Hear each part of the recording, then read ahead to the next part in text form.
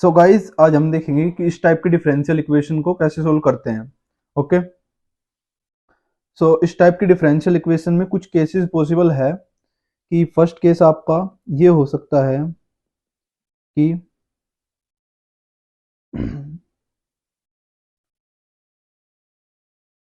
कि आप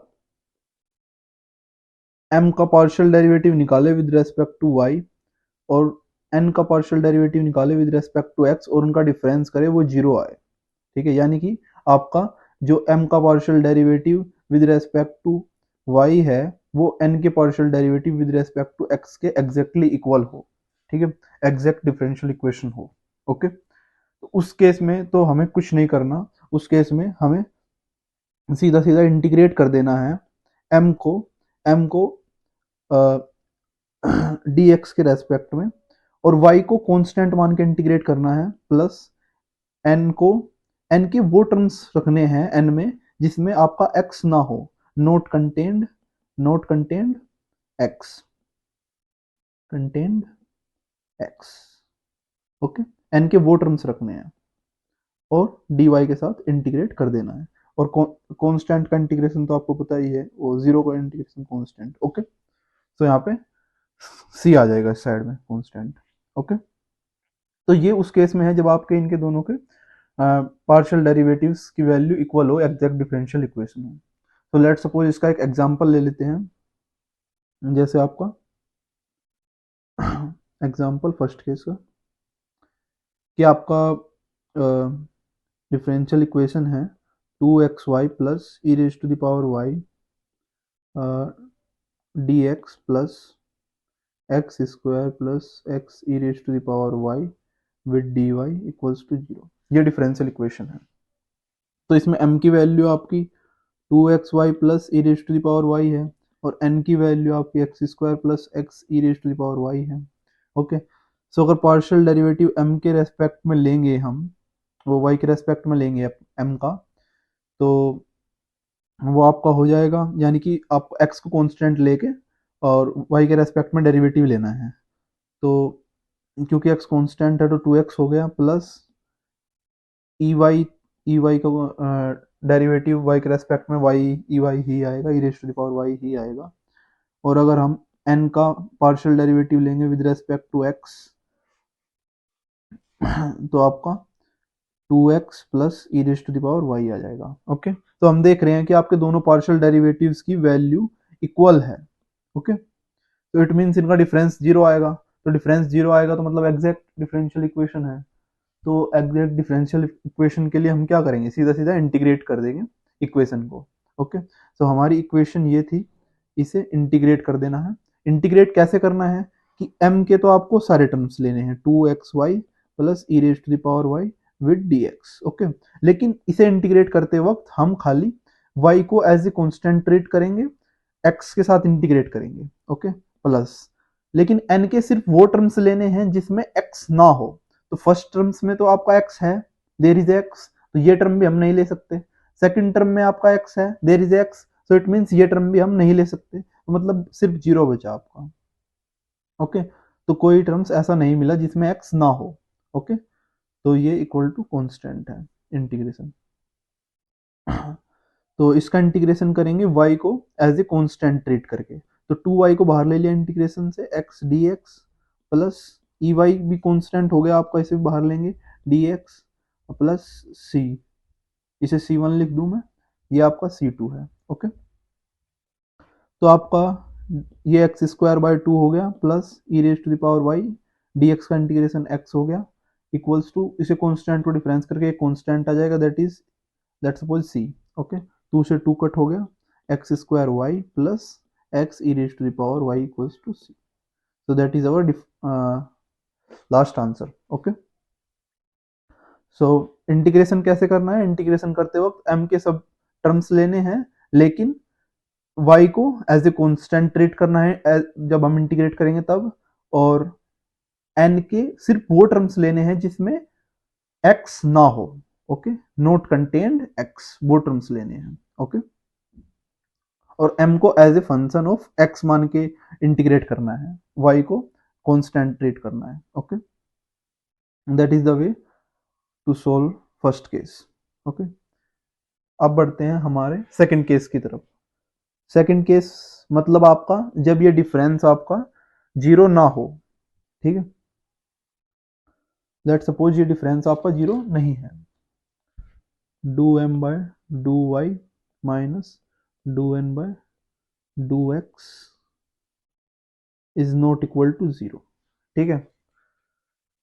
तो उस केस में क्या क्या पॉसिबिलिटी हो सकती है कि ये आपका जो है इस डिफरेंस को पहले निकालो, उसे उसके बाद आप देखो कि वो n से डिवाइड होके x का फंक्शन बन रहा है या फिर m से डिवाइड होके y का फंक्शन बन रहा है, ठीक है। हम एक एक केस देख लेते हैं कि फॉर एग्जाम्पल अगर आपका ये है x minus y square d x plus two x y d y equals to zero, ये है।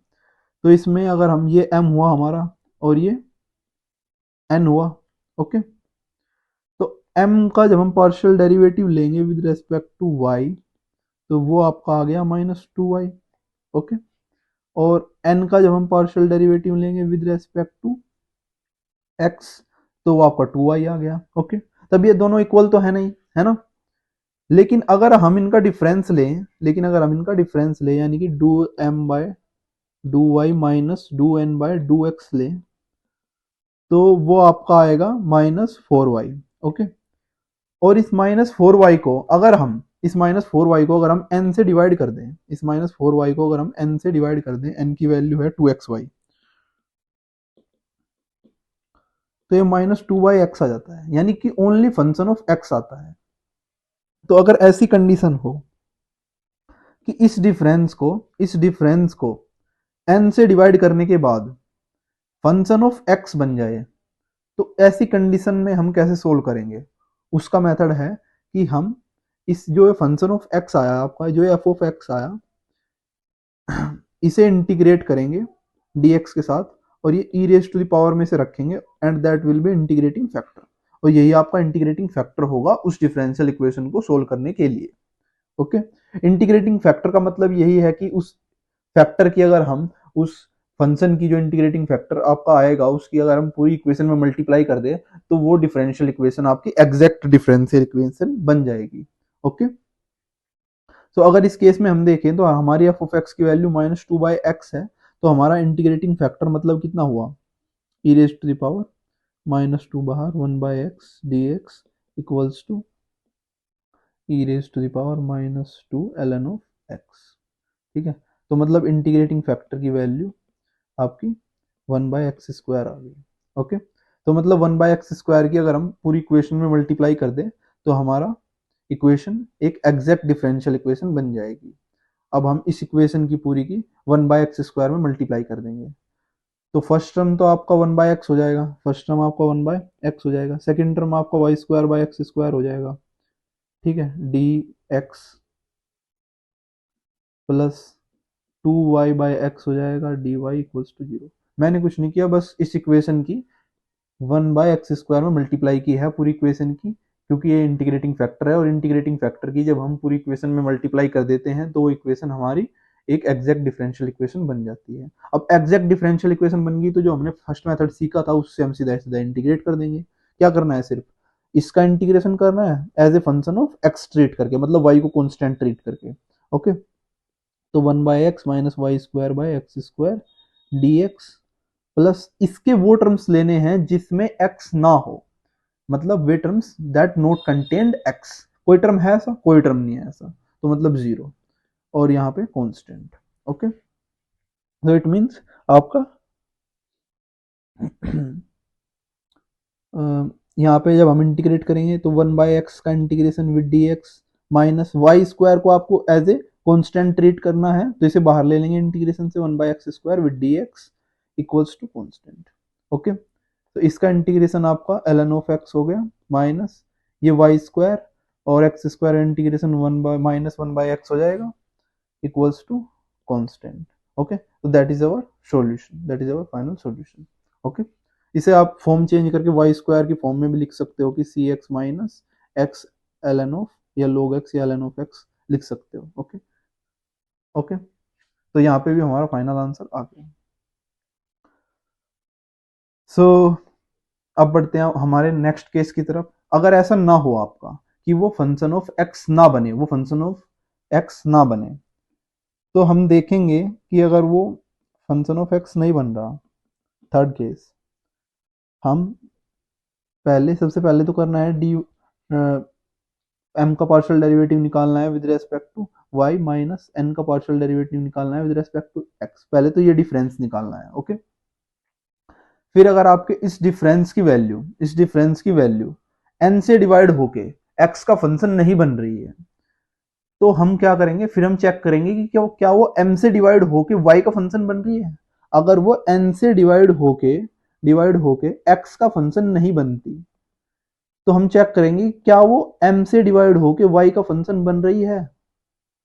तो अगर ये कंडीशन ट्रू होती है, तब हम उसे कैसे सोल्व करेंगे।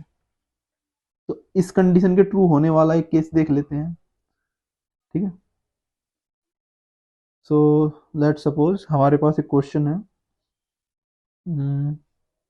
ऐसा क्वेश्चन जिसमें ये कंडीशन ट्रू हो। ओके, चलो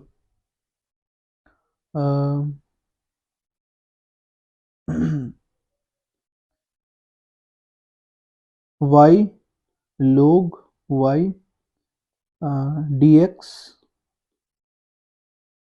plus x minus log y dy equals to 0। अगर ये डिफरेंशियल इक्वेशन है तो इसमें आप देख सकते हो कि ये कंडीशन ट्रू होगी। अगर हम m के रेस्पेक्ट में पार्शियल डेरिवेटिव, वो y के रेस्पेक्ट में पार्शियल डेरिवेटिव लेंगे m का, तो वो आपका log y प्लस 1 आ जाएगा। और अगर हम n का पार्शियल डेरिवेटिव लेंगे विद रेस्पेक्ट टू x, तो आपका वो 1 आ जाएगा, क्योंकि y को एज ए कांस्टेंट ट्रीट किया है हमने, ओके। अब इनका डिफरेंस आप देखोगे, इनका डिफरेंस अगर आप देखोगे, तो अगर मैं आपका डू इसमें से इसे सब्ट्रैक्ट कर लो या इसमें से इसे सब्ट्रैक्ट कर लो, आपका डिफरेंस ही निकल के आएगा, ओके। तो do n by do x minus do m by do y अगर मैं करूं, तो मेरा आएगा minus log y, okay. Minus log y आया, ओके। तो अब मैं देख सकता हूं कि अगर मैं इसे n से डिवाइड करूंगा, यानी इससे डिवाइड करूंगा, तो मेरा ये फंक्शन ऑफ x तो नहीं बन रहा, लेकिन अगर मैं इसे m से डिवाइड करूंगा तो ये मेरा फंक्शन ऑफ y जरूर बन जाएगा, ओके। तो इट मीन्स मुझे m से डिवाइड करना चाहिए, ओके। तो मैं इसे m से डिवाइड करूंगा, लेकिन आप देखना कि अगर आप इसमें, वैसे तो ऐसे भी करोगे तो भी कोई प्रॉब्लम नहीं है, लेकिन अगर आप डिफरेंस करते वक्त n को आगे रख रहे हो, अगर आप डिफरेंस करते वक्त n को आगे रख रहे हो, तो डिवाइड आपको m से करना है। और अगर डिफरेंस करते वक्त आप m को आगे रख रहे हो, तो डिवाइड n से करना है, ओके। तो इस केस में अगर मैं डिवाइड बाय m करूंगा, डिवाइड बाय m यानी कि y log y से डिवाइड करूंगा, तो I will get a function that is the function of y only. Function of y मेरे को मिल गया, ओके। तो m से डिवाइड करके मुझे फंक्शन ऑफ y मिल गया। तो यही थर्ड केस की कंडीशन थी। तो अब इंटीग्रेटिंग फैक्टर क्या होगा, अब इंटीग्रेटिंग फैक्टर होगा आपका e raise to the power, वो जो फंक्शन ऑफ y आया है उसे इंटीग्रेट कर दो विद रेस्पेक्ट टू dy। तो फंक्शन ऑफ y आपका क्या आया, माइनस 1/y dy। इसे इंटीग्रेट करेंगे हमारा, तो आपका 1/y ही आ जाएगा इंटीग्रेटिंग फैक्टर की वैल्यू, ओके। अब इंटीग्रेटिंग फैक्टर आ गया, तो इंटीग्रेटिंग फैक्टर की जब हम पूरी इक्वेशन में मल्टीप्लाई करेंगे, तो इट मींस वो इक्वेशन आपकी एग्जैक्ट डिफरेंशियल इक्वेशन बन जाएगी, ओके। तो अब हम पूरी इक्वेशन की y log y d d x plus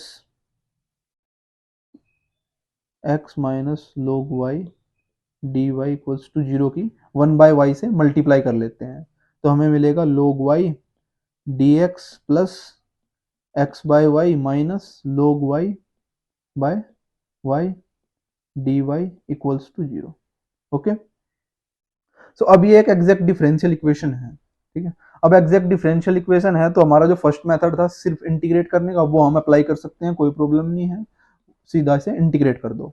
integrate करते वक्त सिर्फ ये ध्यान रखना है कि इसमें जब हम इंटीग्रेट करेंगे तो y को एज ए कांस्टेंट ट्रीट करेंगे। log y विद dx जब हम इंटीग्रेट कर रहे हैं तो y को एज ए कॉन्स्टेंट ट्रीट करेंगे, ओके, प्लस इंटीग्रेट, इसमें सिर्फ वो टर्म्स लेंगे दैट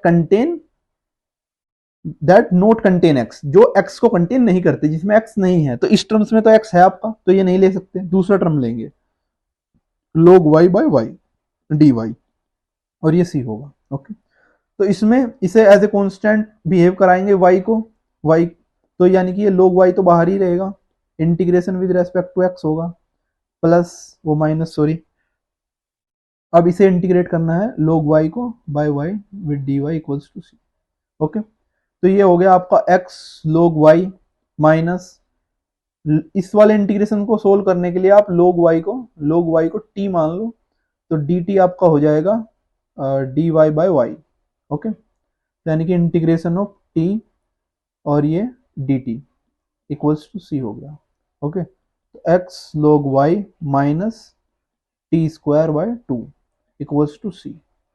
तो टी स्क्वायर का मीनिंग हुआ log y का square, x log y minus log y का square by 2 equals to c। So that is our final solution, okay. So आपने देखा इस मेथड में क्या है कि आपका अगर ये डिफरेंस आपका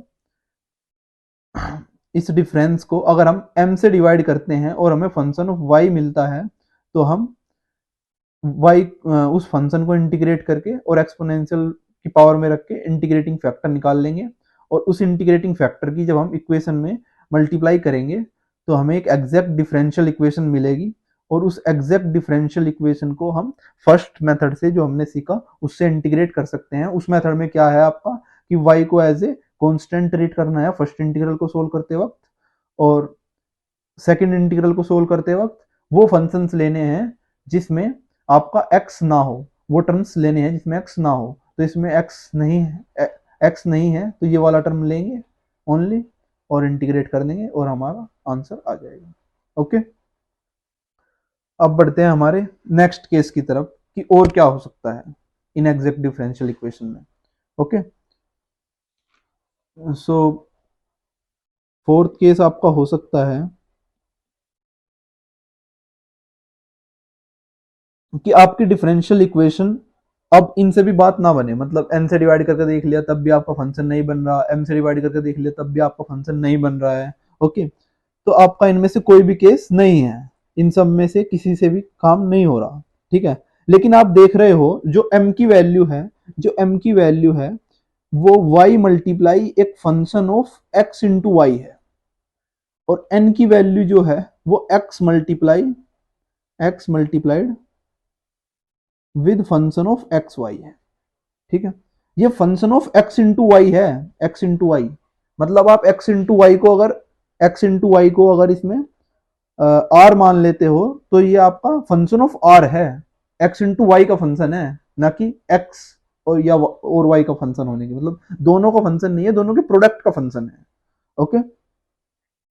तो अगर इस टाइप का आपका है कोई क्वेश्चन तो वो आपका उसमें आपको वो सब करके देखने की जरूरत नहीं है, आप उसे सीधा उसका मेथड अलग होगा, ओके। तो अगर आपका कोई क्वेश्चन इस टाइप से लिखा हुआ है जैसे x y square plus 2x square y cube d x plus x square y minus x cube y square d y equals to 0, ठीक है। तो आप इसमें देख सकते हो कि अगर मैं इस टर्म से y बाहर ले लूं, ठीक, इस टर्म से y को बाहर निकाल लिया मैंने,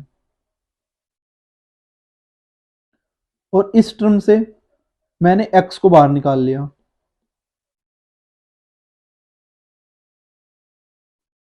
तो ये पूरा फंक्शन ऑफ एक्स वाई है, ये पूरा फंक्शन ऑफ एक्स वाई है ना, दोनों फंक्शन ऑफ एक्स वाई है। इसमें आप देख लो एक्स वाई को अगर आर से रिप्लेस कर दोगे तो पूरा फंक्शन आर के टर्म्स में आ जाएगा, देखो इसे लिख सकते हो y, ये r plus 2r square d x plus x into r minus r square d y equals to 0, आ गया ना आर के टर्म्स में पूरा फंक्शन। तो मतलब function of x into y होना चाहिए, एक्स इंटू वाई का फंक्शन, प्रोडक्ट का उनके फंक्शन, ओके। तो अगर ऐसा है तब हम ये स्ट्रेटेजी यूज कर सकते हैं, अदरवाइज नहीं कर सकते। तो ये चीज देखनी है कि m जो हो वो y into function of x into y हो, और n जो हो वो x into a function of product of x y हो। ओके, सो हमारा इस केस में ऐसा है, तो हम इसका इंटीग्रेटिंग फैक्टर आपका, इसका इंटीग्रेटिंग फैक्टर होगा m x minus n y. Okay, inverse of 1 by m x minus n y. तो हम वैल्यूज रख लेते हैं, ये हमारा m है, ये हमारा n है, ठीक है।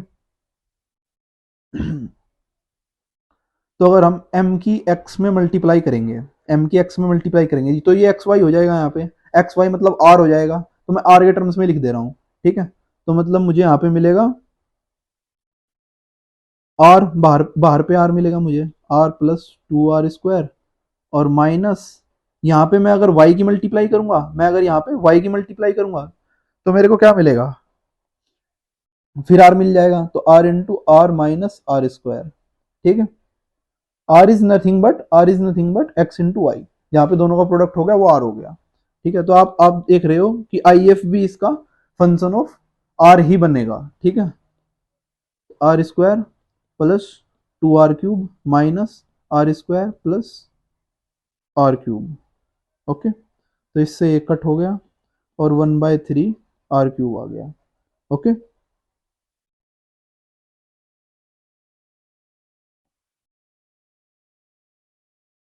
Is it okay?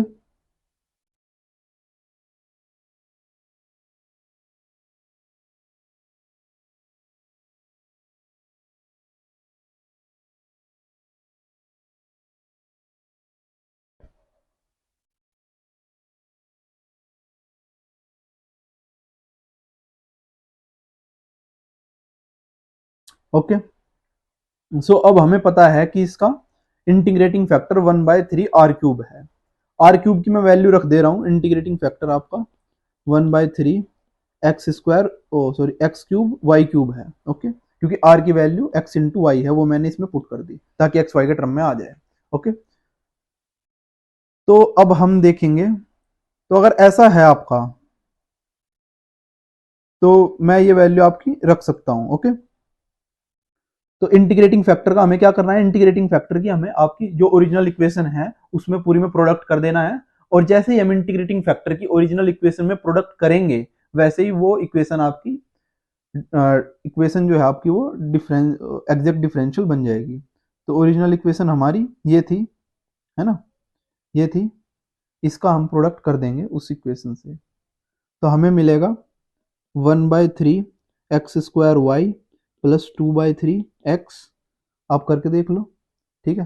पहला टर्म आपका XY² है, तो XY² को करोगे तो आपको क्या मिलेगा, XY² को करोगे तो 1/3 रहेगा सेम, और x की एक पावर कम हो जाएगी और y² की आपकी 2 पावर्स कम हो जाएगी, तो ये आ जाएगा। ओके, इंटू dx प्लस, और सेकंड में 1/3 x y² minus 1/3 y dy equals to 0। Okay, तो अब इंटीग्रेटिंग फैक्टर से प्रोडक्ट करने के बाद आपकी इक्वेशन ये बन गई। अब इस इक्वेशन में आपका क्या है, इसे इंटीग्रेट करेंगे by taking y as constant. Okay, और इसे इंटीग्रेट करेंगे, इसमें सिर्फ वो टर्म्स लेंगे जिसमें आपका x ना हो। ओके, तो इंटीग्रेट कर दो, तो इसमें से 1/3 x² y dx plus 2/3 x dx plus, इसमें से सिर्फ वो टर्म लेने हैं जिसमें x ना हो, तो ऐसा टर्म तो सिर्फ यही है जिसमें x नहीं है, तो integrate minus 1/3 y with dy equals to c। Okay, अब कॉन्स्टेंट्स को सबको बाहर निकाल लो, 1/3 y को भी मैंने बाहर निकाला है because y is a constant here. Okay, plus 2/3 को बाहर निकालो, इंटीग्रेशन 1/x प्लस माइनस 1/3 को बाहर निकालो, integrate dy by y equals to c। Okay, तो इतना हो गया। आफ्टर दैट हम इंटीग्रेट कर देंगे, तो हमारा ये हो जाएगा -3xy प्लस 2/3, ये ln ऑफ x हो जाएगा आपका, माइनस 1/3, ये ln ऑफ y हो जाएगा आपका, और ये c। ओके, तो ये आपका कांस्टेंट आ गया। अब सबके प्रोडक्ट में 3 है, अब ये आप ये इक्वेशन आपकी सोल्व होगी। ओके, तो ये आपका सॉल्यूशन आ गया।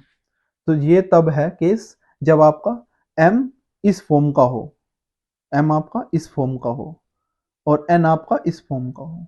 ओके ओके, सो अब बढ़ते हैं हमारी नेक्स्ट फॉर्म की तरफ, जो कि हमारी फिफ्थ फॉर्म है, फिफ्थ फॉर्म इक्वेशन की। तो उसमें क्या पॉसिबिलिटी है आपकी? सो अगर आपकी डिफरेंशियल इक्वेशन इन सब फॉर्म से, इन सब में से सोल्व नहीं हो रही, वो इन सब में से किसी भी वे की नहीं है, इन सब रूल से किसी से भी सोल्व नहीं हो रही है, ओके, तो आप ये देखिए कि आपकी डिफरेंशियल इक्वेशन इस फॉर्म की है क्या।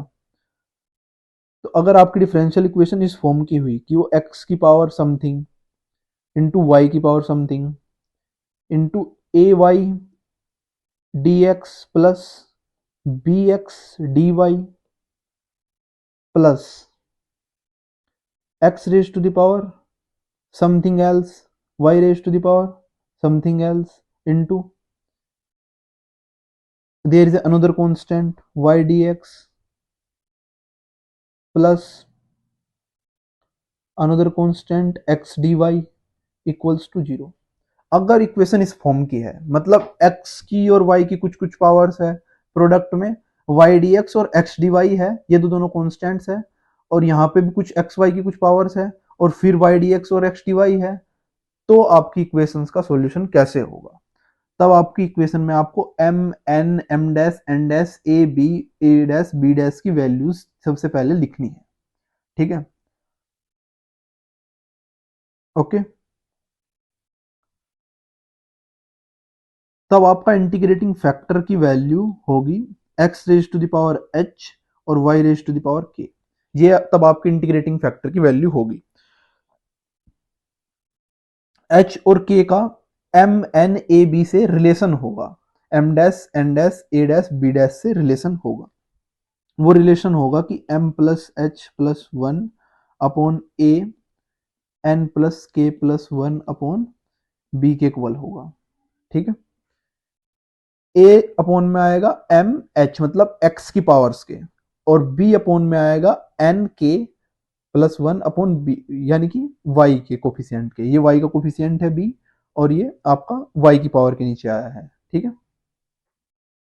और दूसरा, अब यहाँ पे दो वेरिएबल्स निकालने हैं, इसका मतलब दो इक्वेशंस चाहिए। दूसरा होगा कि M dash plus H plus one upon A dash equals to N dash plus के plus one upon B dash होगा, ठीक है।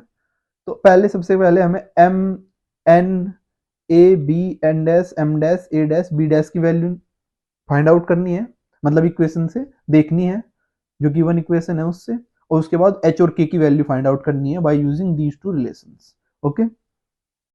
सो चलिए एक एग्जांपल इसका भी लेते हैं। फॉर एग्जांपल हमने कहा था कि एक्स वाई की कुछ पावर हो, मान लो कि आपका y cube minus two x square y d x plus two x y square minus x cube d y equals to 0 हो, ये है।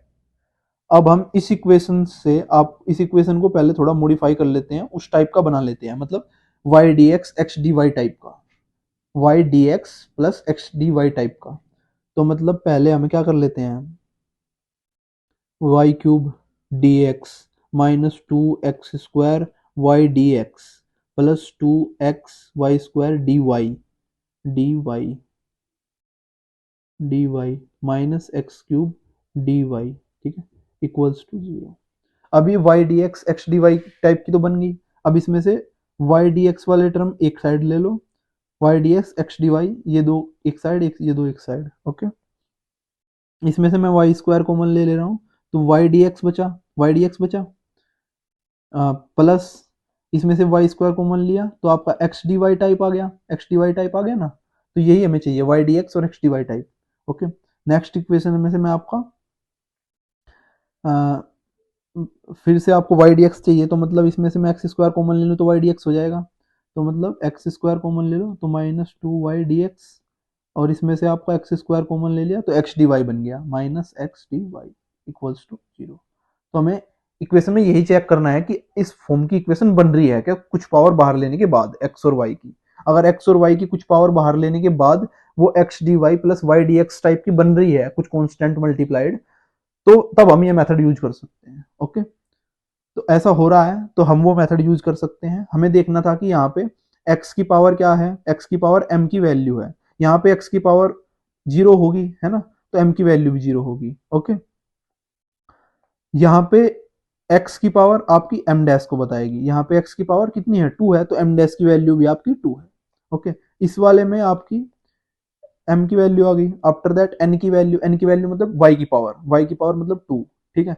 n डैश की वैल्यू मतलब y डैश की पावर, ओ y की पावर इस वाली इक्वेशन, इस वाले पार्ट में, तो y की पावर यहाँ पे 0 है, तो n डैश की वैल्यू भी 0 होगी। ओके, आफ्टर दैट हमें देखना है a मतलब इसका कोफिशियंट, dx का कोफिशियंट जो y के अलावा जो कांस्टेंट कोफिशियंट है, यानी कि 1 है, ठीक है।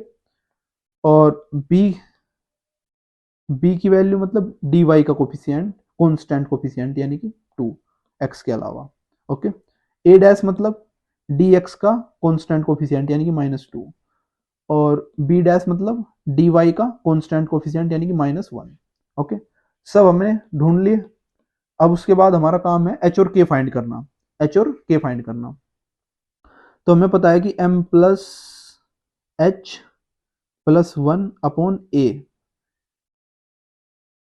ओके, ये आपका इक्वल होगा m dash plus h plus 1 upon b के, सॉरी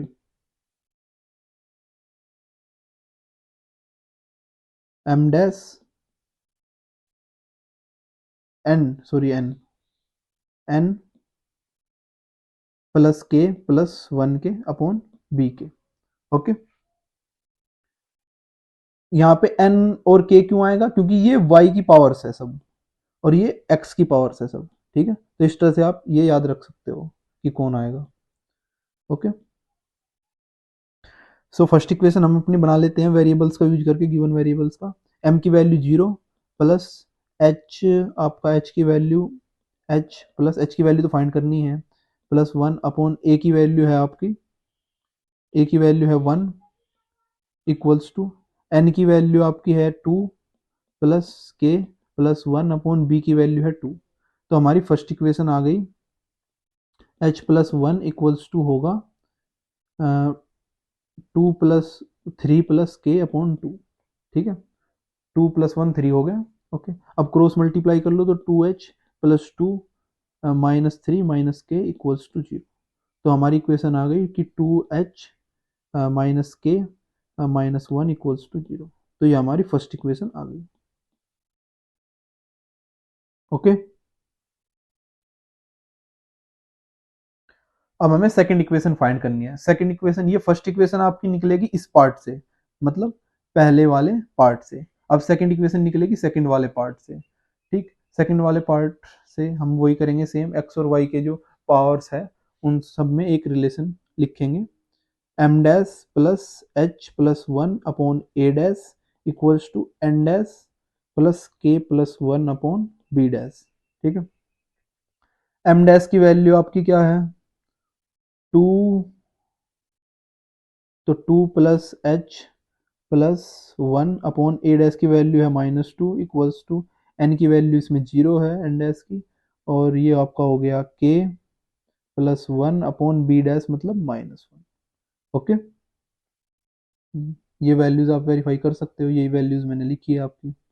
ओके, आफ्टर दैट आपका इक्वेशन बना लो, 2 प्लस एच माइनस 1, ठीक है, प्लस 1 क्रॉस मल्टीप्लाई कर दो -1 के साथ, इक्वल्स टू होना चाहिए -2 मल्टीप्लाइड विद के प्लस 1। ओके, तो -2 माइनस एच माइनस 1 इक्वल होगा -2 के -2। इट मीन्स ये -h -3 हो गया, ये -2 के -2 हो गया। तो हमारी इक्वेशन आ गई h -2 के इक्वल्स टू -1। ओके, ये हमारी सेकंड इक्वेशन आ गई। और फर्स्ट इक्वेशन क्या थी हमारी कि 2h माइनस के, एक है h माइनस,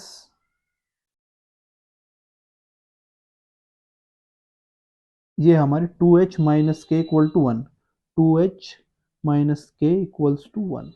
ठीक है, मैंने ये -1 को मैं उस साइड ले गया ताकि दोनों इक्वेशन एक फॉर्म बन जाए। ओके, तो अब इन फर्स्ट और सेकंड इक्वेशन का यूज करके हम h और k की वैल्यू फाइंड कर लेंगे। ठीक है, सो अगर मैं माइनस की मल्टीप्लाई कर दूं फर्स्ट इक्वेशन में तो आप देखोगे कि दोनों इक्वेशन सेम ही बन जाएगी, मतलब सिमेट्रिक टाइप बन जाएगी कि h माइनस टू के इक्वल्स टू आपकी -1 है, और ये आपका अगर -1 की मैं मल्टीप्लाई कर दूं तो k minus two h equals to ये भी -1 हो जाएगा। ठीक है, तो मतलब आपकी h और k की वैल्यू इक्वल ही है। ठीक है,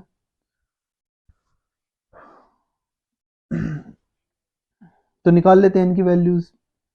इक्वल तो है बट है कितनी, दोनों इक्वेशंस को आप सब्ट्रैक्ट कर लीजिए एक दूसरे में से, माइनस कर लो इसे, ये प्लस हो जाएगा, ये भी प्लस हो जाएगा, तो ये जीरो आपका, ये जीरो हो जाएगा, h माइनस के इक्वल्स टू जीरो, तो h इक्वल टू के, हाँ तो वैल्यूज तो इक्वल है ही।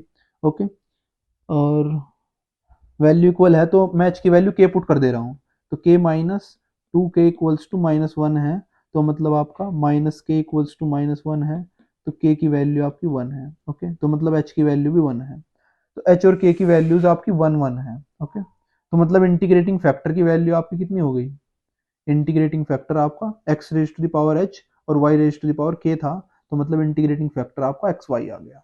ओके, सो अगर मेरी जो गिवन इक्वेशन थी, गिवन इक्वेशन जो मेरी थी, यानी कि मैंने थोड़ी सी मॉडिफाई कर ली थी, वो ये y dx plus 2x dy plus x square minus 2y dx minus x d y equals to zero. तो इस इक्वेशन को अगर मैं इंटीग्रेटिंग फैक्टर के साथ प्रोडक्ट करूं, अगर मैं इस इक्वेशन का इंटीग्रेटिंग फैक्टर के साथ प्रोडक्ट करूं, एक्स वाई के साथ प्रोडक्ट करूं, ये इंटीग्रेटिंग फैक्टर है, दैट इज इंटीग्रेटिंग फैक्टर, तो ये इक्वेशन आपकी एग्जैक्ट डिफरेंशियल इक्वेशन बन जाएगी। और एग्जैक्ट डिफरेंशियल इक्वेशन बनाने के बाद तो हमारा सोल्व करना सिंपल है, सिर्फ इंटीग्रेट करना। तो इसे प्रोडक्ट करो विद एक्स वाई, तो एक्स वाई के साथ प्रोडक्ट करने के बाद हमारी इक्वेशन क्या होगी, करो इंटीग्रेटिंग फैक्टर का एक्स वाई के साथ प्रोडक्ट, तो ये हो जाएगा आपका, सॉरी मैं इस इक्वेशन को, ये जो मेरी मॉडिफाइड इक्वेशन है, इसे प्रोडक्ट ना करके मैं स्टार्टिंग वाली इक्वेशन को ही प्रोडक्ट कर लेता हूँ। ये और वो सेम ही है, बस मैं इसे नहीं कर रहा हूँ, उसे कर रहा हूँ, उसे इसलिए कर रहा हूँ क्योंकि हम integrate d m d x और एन डी वाई की टर्म्स में करेंगे इंटीग्रेट, तो इंटीग्रेट तो हमें उसी इक्वेशन को करना है, तो फिर भी हमें उसी इक्वेशन पे पहुंचना पड़ेगा, तो इसलिए मैं इसे इंटीग्रेट ना करके उस इक्वेशन को कर रहा हूँ, मल्टीप्लाई उस वाली इक्वेशन को कर रहा हूँ, स्टार्टिंग की इक्वेशन। स्टार्टिंग की इक्वेशन मेरी थी क्वेश्चन में ये 2x² d x plus 2xy² minus y x cube d y equals to zero, starting में मेरी ये इक्वेशन थी। ओके, सो अब इसमें आपका हमें क्या करना है, एक्स वाई का प्रोडक्ट करना है, एक्स वाई का प्रोडक्ट करने के बाद ये बन जाएगी x y for 4 minus 2x³ y² d x plus 2x² y³ x4 y equals to zero. अब ये इक्वेशन आपकी इस फॉर्म की बन गई। ओके, तो अब इसे, ये आपकी एग्जैक्ट डिफरेंशियल इक्वेशन है। अब आप इस m का dy के रेस्पेक्ट में पार्शियल डेरिवेटिव और इस n का dx के बेस रेस्पेक्ट में पार्शियल डेरिवेटिव निकाल के देखोगे तो वो इक्वल आएगा। ओके, अब ये आपकी एग्जैक्ट डिफरेंशियल इक्वेशन बन गई, तो अब हम इसे सीधे सीधे इंटीग्रेट कर सकते हैं। ओके, सो इसमें हम इंटीग्रेट करते वक्त y को एज ए कांस्टेंट ट्रीट करेंगे, y4 minus 2x³ y² dx plus,